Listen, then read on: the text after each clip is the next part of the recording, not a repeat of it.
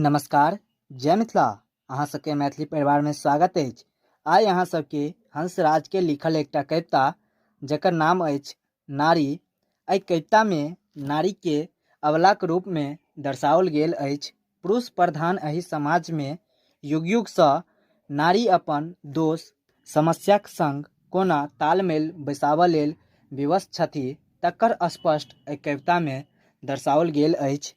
अगर चैनल पर नया छी तो चैनल के सब्सक्राइब कर लिया और बेल आइकन के दबा दियो ताकि अहाँ सबके पास वीडियो पहुँच सके। तो चलू वीडियो शुरू कर छी। नारी हम कानैत कहाँ छी, शपथ खा कऽ कहैत छी नहि कानैत छी। नारी कहैया हम कहाँ कानैत छी, शपथ खा कऽ कसम खा कऽ कहैत छी नहि कानैत छी। आगा देखे छी, एक प्रात गेल अहाँ अखन तऽ आयल छी, और कुछु कहब किएक हम नहीं कानैत छी। बाप अहाँ के बूढ़ छथि हुनका कहबनि की। एक सुबह अहाँ जे गेलौं अखन तऽ आयल छी, और कुछु किएक कहब हम नहीं कानैत छी। बाबूजी अहाँ के बूढ़ छथि हुनका कहबनि की। आगा देखे छी, जेठ जन भांग खा कऽ सुतल एक साँझ सँ माय छथि अन्हरी से झुकैत रहथि मोख लागी। दियोर महाराज पुरुष उकटि कऽ गेल छथि कै बेर नैहर के। नारी कहैया अपन पति सँ अहाँ के बड़ भाई भांग खा कऽ एक साँझ सँ सुतल ये, माय छथि मोख लागी अन्हरी सँ झुकैत रहथि।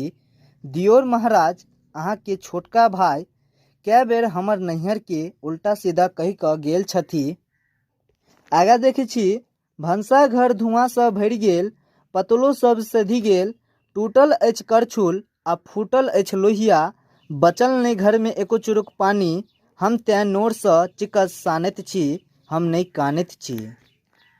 नारी कहैया भनसा घर धुआं सँ भरि गेल, पत्तो सब सधि गेल, टूटल अछि करछुल आ फूटल अछि लोहिया, बचल नहि घर में एको चुरुक पानी, हम तैं नोर सँ आटा सानैत छी हम नहीं कानैत छी।